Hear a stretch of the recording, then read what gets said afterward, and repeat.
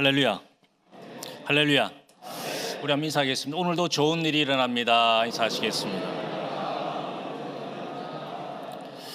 저와 여러분의 삶 속에 좋은 일이 많이 일어나게 되시기를 주님의 이름으로 축원을 드립니다. 우리 남성교회 특별히 또 주일 아침에 4시 이전에 나와서 열심히 봉사하고 섬기는데 우리 회장 장로님과 우리 모든 회원들이 하나가 되어서 늘 하나님을 섬기고 또 교회 기둥의 역할을 감당하시는 귀한 남성교회가 되시기를 주님의 이름으로 축원을 드립니다. 저는 오늘 시편 35편 말씀을 가지고 다윗의 믿음이라는 제목 가지고 잠시만 은혜의 말씀을 나누고자 합니다. 오늘 이 시편 35편은 다윗이 지은 시입니다.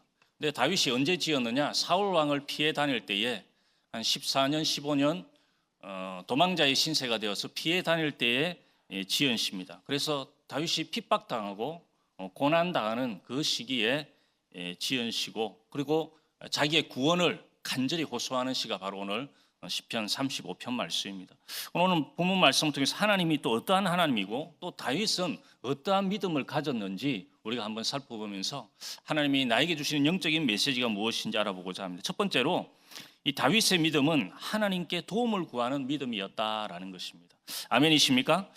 우리 2절 말씀에 보면 방패와 손방패를 잡으시고 일어나 나를 도우소서라고 이렇게 말씀하고 있습니다. 다윗이 그가 어려움에 처했을 때에 하나님의 도움을 간구하고 있다라는 것입니다. 다윗을 위협하던 이 원수들의 도전은 집요하고 강력했습니다. 그래서 이스라엘의 모든 정보기관, 이스라엘 정보기관 하면 우리가 알고 있지만은 유명하잖아요. 모든 정보기관, 모든 군인들을 총동원해가지고 지금 다윗을 쫓는 것입니다. 그래서 이 다윗은 사울을 피해 깊고 험한 유대 광야로 도망을 갔습니다. 성지순례 가보신 분들은 아시겠지만은 유대 광야가 굉장히 깊어요. 왜 깊냐? 골짜기가 굉장히 깊어요. 그래서 여기서 저 골짜기 사이에 얼굴을 보고 이야기를 할 수 있어요. 그런데 건너가지는 못합니다. 왜 그러냐? 골짜기가 너무 깊기 때문에, 너무 가파르기 때문에 또 걸어서 갈 수도 없어요. 그런 골짜기들에 숨어서 이 다윗이 지내는 것입니다. 그리고 아둘람 동굴, 또 엔게디 동굴, 거기도 가보신 분은 알겠지만 올라가는데 한참 걸리고 아주 험한 곳입니다. 그곳에서 유리 방황하면서 다윗이 이유도 없이, 아무 이유 없이, 잘못한 게 있으면 모르겠지만은 잘못한 것도 없이 사울의 시기와 미움 때문에 억울하게 14년, 15년을 그렇게 도망을 다녔다라는 것입니다. 한없이 처량한 신세가 되었다라는 것입니다. 그 처량한 신세가 되었을 때에 다윗은 하나님 앞에 간구하는 것입니다. 하나님, 나를 구원하여 주옵소서. 하나님, 나를 살려 주옵소서. 하나님, 나를 도와 주옵소서. 그렇게 늘 기도하는 사람이 바로 다윗이었다라는 것입니다. 그래서 다윗은 하나님이 그의 방패와 손방패가 되며 환난 날에 도움이 되는 것을 믿기 때문에 그렇게 하나님 앞에 간구하고 있다라는 것입니다. 지금도 신앙생활 하시는 분들 중에 하나님이 나의 도움이 되신다라는 믿음이 있는 분은 새벽에 나와서 기도하시는 것입니다. 어려움이 있을 때마다 나와서 기도하고 또 새벽뿐만 아니라 자기의 정해진 시간을 두고 하나님 앞에 간구하고 부르짖게 되는 것입니다. 그런데 이 믿음이 없는 사람은, 이게 단순한 것 같지만 이 믿음이 없는 사람은 주님 앞에 기도하지 않는 것입니다. 내가 질병에 걸렸을 때 하나님은 치료하시는 하나님이다. 아멘이십니까? 그 믿음이 있으면 하나님 앞에 나와서 기도하게 되는 것입니다. 그런데 그 믿음이 없다 그러면 병원에만 쫓아다니는 것입니다. 물론 병원도 가야 되죠. 병원을 가지 말라는 이야기가 아니라 병원을 가더라도 그 병원의 치료를 받고 낫게 하시는 분은 누구십니까? 하나님이신 것입니다. 낫게 하시는 분은 하나님이시라는 것을 믿고 하나님 앞에 간구하는 것입니다. 또 사업에 문제가 생겼을 때, 또 가정에 뭔가 문제가 생겼을 때, 이 사업의 문제, 가정의 문제를 해결하실 분은 우리 하나님밖에 없다. 아멘이십니까? 그 믿음을 가지신 분은 주님 앞에 나와서 기도하는 것입니다. 그래서 하나님이 도와주시겠지. 내가 기도하면 하나님이 도와주시겠지. 옛날에도 도와주셨으니까 지금도 도와주시겠지. 그 믿음을 가지고 하나님 앞에 간구하게 되어 있다라는 것입니다. 여러분 시편 50편 5절 말씀에 보면 다윗의 고백이 있는데요. 나는 가난하고 궁핍하오니 하나님이여 속히 내게 임하소서. 주는 나의 도움이시오 나를 건지시는 이시오니 라고 이렇게 말씀하고 있습니다. 그리고 시편 46편 1절 말씀에도 하나님은 우리의 피난처시오 힘이시니 환난 중에 만날 큰 도움이시라. 우리 하나님이 우리의 도움 되신다라는 것입니다. 그럼 성경에 보면 요한복음 2장에 보면 가나의 혼인잔치 집에 나오는데 거기서 뭐가 떨어졌죠? 뭐가 떨어졌습니까?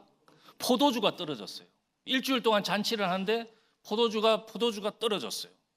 이스라엘 가면 이스라엘 사람들이 포도주를 먹으니까 그냥 우리도 그냥 포도주 먹으면 되겠다 생각하는데 이스라엘은 지역 자체가 이 석회질이 많습니다. 그래서 물을 그냥 먹을 수가 없어요. 물을 그냥 먹으면 몸에 석회가 쌓이는 것입니다. 그래서 그걸 포도주로 만들어서 그냥 식사할 때 조금씩 이렇게 먹는 것입니다. 우리나라 사람들 술 마시듯이 그냥 부어라 마셔라 마시는 게 아니라 그냥 음료로 조금씩 마시는데 포도주가 떨어진 것입니다. 그때에 이 예수님의 어머니 마리아가 그 잔치를 배설한 주인에게 찾아간 것이 아니라 누구에게 찾아왔느냐? 예수님에게 찾아왔습니다. 포도주가 떨어졌습니다. 포도주가 떨어지면 그 주인에게 가서 포도주를 구해야 될 텐데 그렇지 아니하고 예수님께 왔다는 것입니다. 그러니까 그 예수님께서 그 물을 포도주로 만들어서 그 잔치가 어려움이 없도록 만들어 주셨다라는 것입니다. 생각 같아서는 당연히 주인한테 가야 되죠. 그런데 이 마리아는 믿음이 있었기 때문에 어머니 마리아가 예수님에게 와서 도움을 요청하고 있다라는 것입니다. 우리도 믿음 생활할 때에 사람을 찾아가는 것이 아니라 또 방백들을 찾아가는 것이 아니라 문제가 있을 때마다 주님 앞에 나와야 될 줄로 믿습니다. 또 억울한 일을 당했을 때도 주님 앞에 나오는 것입니다. 주님 앞에 나와서 기도하면 하나님께서 마음의 평안도 주시고 또 내가 원수 갚는 것이 아니라 하나님이 다 갚아주시는 것입니다. 아멘이십니까? 내가 원수 갚으려고 막 하다 보면 오히려 내가 잘못해서 오히려 그것이 나에게 화가 될 때가 더 많은 것입니다. 그런데 하나님께 맡기고 하나님 내가 억울한 일을 당했습니다. 하나님 일로 바치는 것입니다. 하나님 제가 억울한 일을 당해서 하나님 도와주세요. 그러면 하나님이 아무 후유증이 없도록 아멘이십니까? 후유증이 없도록 하나님께서 다 만들어 주신다라는 것입니다. 그래서 시편 146편 3절로 4절 말씀에도 보면 귀인들을 의지하지 말며 도울 힘이 없는 인생도 의지하지 말지니 그의 호흡이 끊어지면 흙으로 돌아가서 그날에 그의 생각이 소멸하리로다 라고 이렇게 말씀하고 있습니다. 여러분 우리가 문제를 만났을 때 날마다 주님 앞에 달려나오는 저와 여러분 되시기를 주님의 이름으로 축원을 드립니다. 두 번째로 다윗은 구원하시는 하나님을 믿고 미리 기뻐하고 감사하는 믿음을 가졌다라는 것입니다. 오늘 9절 말씀에 보면 내 영혼이 야훼를 즐거워하며 그의 구원을 기뻐하리로다 라고 이렇게 말씀하고 있습니다.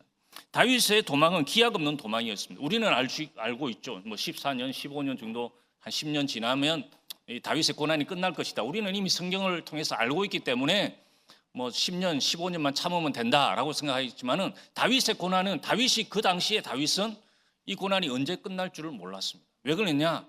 자기가 이미 기름 부음을 받았어요. 사무엘 선지자를 통해 기름 부음을 받았는데도 여전히 이 사울 왕이 기세등등 해가지고 자기를 쫓아오는 것입니다.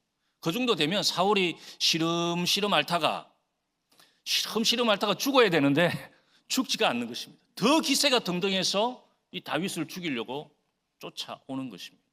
그러니까 자기가 왕이 언제 될지도 모르고 또 안 될 수도 있겠다라는 생각이 들 수도 있는 것이었습니다. 그럼에도 불구하고 이 다윗은 실망하지 아니하고 낙심하지 아니하고 구원하신 하나님을 믿고 미리 기뻐하고 감사하는 그런 찬양을 하나님께 올려드리고 있다라는 것입니다.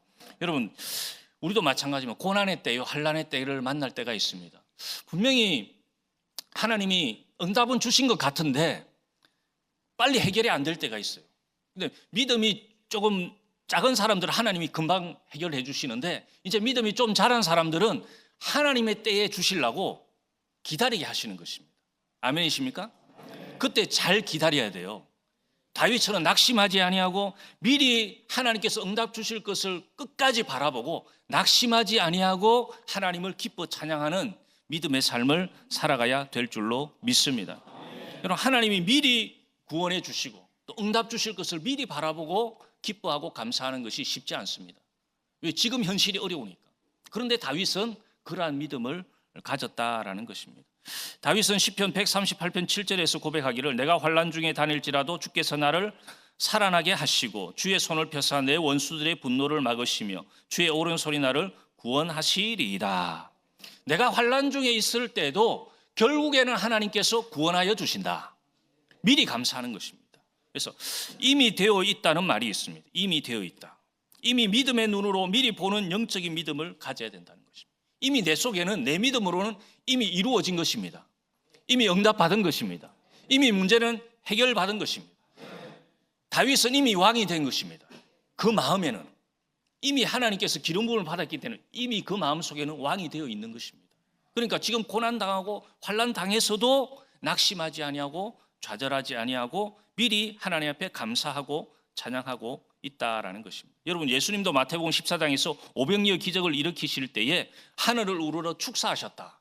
근데 축사라는 그 헬라어가 단어를 보면 어떤 뜻이 있느냐? 이 율로 게센이라는 뜻인데 좋게 말하다, 찬양하다, 하나님께 감사하다. 그러니까 하나님께 축사했다는 것이 그 하나님 앞에 그 보리떡 5개 물고기 2마리를 가지고 축사했다는 것이 좋게 말하다, 찬양하다, 하나님께 감사하다. 그러니까 하나님을 찬양했다는 것이고 하나님께 감사했다라는 것입니다. 그러니까 하나님께서 기적을 베풀어 주셔서 그 오병이어 5,000명이 먹고도 남는 12바구니 남는 그런 기적을 베풀어 주셨다라는 것입니다. 그래서 그것을 볼 때에 여러분, 감사는 기적을 가져오는 것입니다. 아멘이십니까? 우리의 신앙생활에서도 마찬가지입니다. 감사는 기적을 가져온다. 감사는 축복을 가져온다. 하나님이 그러신데요, 이 축복과 기적을 베풀어 주실 때에 고난이라는 보자기에 싸서 주신대요. 우리에게 이미 축복을 하나님이 예비해 놨어요. 아멘도 안 하시네. 이미 축복을 예비해 놨어요.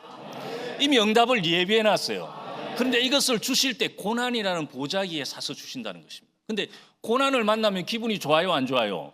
우리는 안 좋죠. 우리는 고난 그냥 고난이 안 겪었으면 좋겠는데, 그냥 축복만 받았으면 좋겠는데, 응답만 받았으면 좋겠는데, 하나님이 이 고난이라는 보자기에 싸서 주신대요. 근데 그 고난이라는 보자기를 풀 수 있는 열쇠가 뭐냐?